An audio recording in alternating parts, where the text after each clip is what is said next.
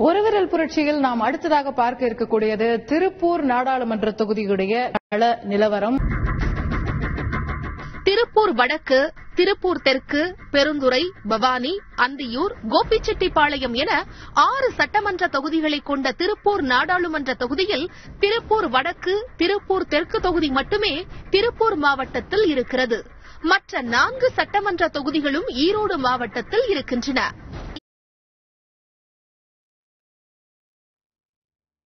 திருப்பூர் தொகுதியில் அதிமுகவின் சார்பில் போட்டியிட்டு எம்பி ஆனார் சத்யபாமா. இவர் தொகுதிக்கு பல நல்ல விஷயங்களை செய்து கொடுத்திருந்தாலும்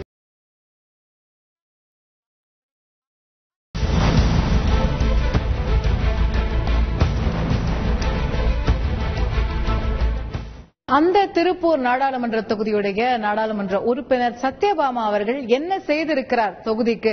முதல்ல எத்தனை நாள் நாடாளுமன்றம் போயிருக்கிறார் என்று தெரிந்து கொள்ள வேண்டாமா?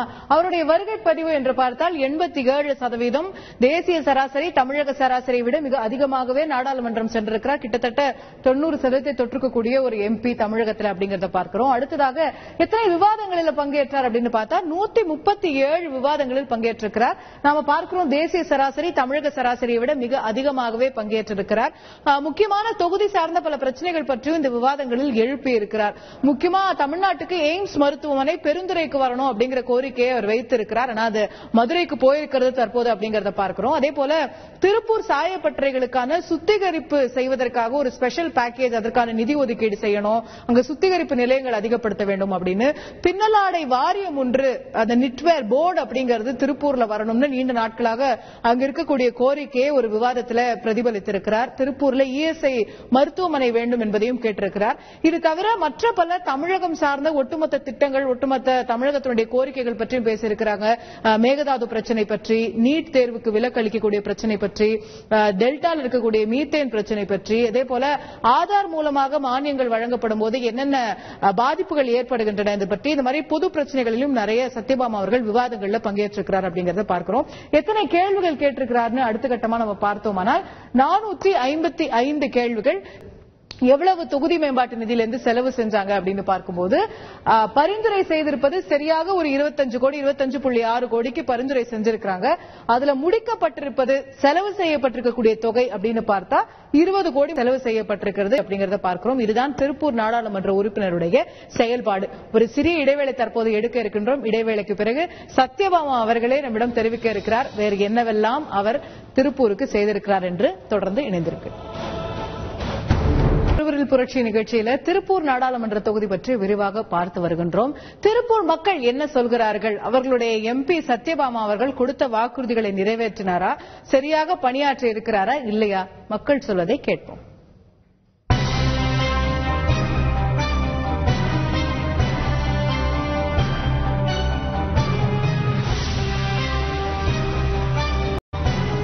ஒரு பார்சல் ஆபீஸ் திறந்திருக்காங்க சத்யபாமா எம்பி.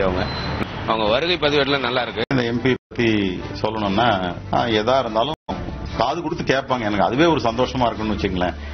ஜெனரலா போனா ஒரு பந்தாவா இருக்கும் ஒரு இடத்துக்கு. எங்களுக்கு அதுவும் கொஞ்சம் எஜுகேட்டடா இருந்துட்டு போகும்போது கூச்சமா இருக்கும், என்னடா இதுவா இருக்குன்னு. இங்க போனா போதும், உடனே ரிசீவ் பண்ணுவாங்க. என்ன விஷயம் அப்படின்னு கேட்டதை சொன்னா அவங்க இதுக்கு தகுந்த மாதிரி உடனே எழுதி வச்சுக்குவாங்க. எழுதி வச்சுக்கிற அளவுக்கு நம்ம எல்லாம் வெளியில பாத்துருக்கோம். சில படங்கள்லாம் கூட காட்டுவாங்க, அதுக்கப்புறம் அதை தூக்கி போட்டுற மாதிரி. பட் ஃபாலோ அப் நல்லா இருக்கும். பின்னலாடை வாரியம் திருப்பூர்ல செயல்படக்கூடிய ஒரு ஒன்றை ஏற்படுத்தி கொடுக்கணும் அப்படிங்கறத பார்லிமெண்ட்லயும் எதிர்பார்த்திருக்கார்கள். நாங்களும் அதை வலியுறுத்தி கொண்டே உள்ளோம். நிறைய கோரிக்கைகளை வைத்திருக்கிறோம். சிலதை நாடாளுமன்றத்தில் பேசி இருக்கிறாங்க, எங்க கோரிக்கைகளை கேட்கிறாங்க அப்படிங்கிற வகையில நல்ல பேர் வாங்கியிருக்கிறார் இந்த நாடாளுமன்ற உறுப்பினர்.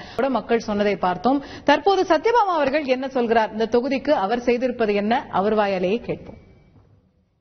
கீரிப்பள்ள ஓடையிலே மேம்பாலத்திற்கு நாடாளுமன்ற உறுப்பினர் நிதியிலிருந்து 45 லட்சம் ரூபாய் நிதியினை வழங்கி இருக்கின்றேன். கோபிச்செட்டிப்பாளையத்தில் பேசஞ்சர் ரயில்வே ஸ்டேஷன்ல இங்கிருந்து ஈரோடு போய் அவங்க ட்ரெயின் டிக்கெட் புக் பண்ண வேண்டும் என்ற கூடிய சூழ்நிலையில ரிசர்வேஷன் கவுண்டர் வேணும் என்று நீண்ட நாள் இங்க இருக்கக்கூடிய அனைத்து பொதுமக்களும் கேட்டிருந்தாங்க. தபால் நிலையத்தில் பேசஞ்சர் டிக்கெட் ரிசர்வேஷன் கவுண்டர் ஏற்படுத்தி கொடுத்திருக்கிறேன்.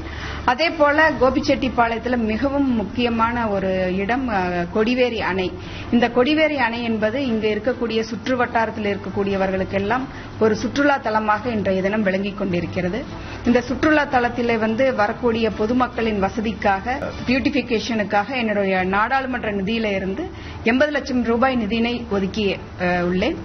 அந்தியூர் மலைப்பகுதியில் இருக்கக்கூடிய மலைவாழ் மக்களின் பிரச்சனைக்காகவும் நாடாளுமன்றத்தில் குரல் கொடுத்திருக்கிறேன். அதே போல அந்தியூர் மலைப்பகுதியை இணைக்கக்கூடிய தமிழ்நாடு மற்றும் கர்நாடக மலைப்பகுதியை இணைக்கக்கூடிய அந்த இணைப்பு சாலை இன்டர்ஸ்டேட் கனெக்டிங் ரோடு 43 கிலோமீட்டர் தொலைவை கொண்டது. அதற்கென்று 70 கோடி ரூபாய் நிதியினை மத்திய அரசிடமிருந்து பெற்று இன்றைய தினம் அந்த பணிகள் நடைபெற்றுக் கொண்டிருக்கிறது.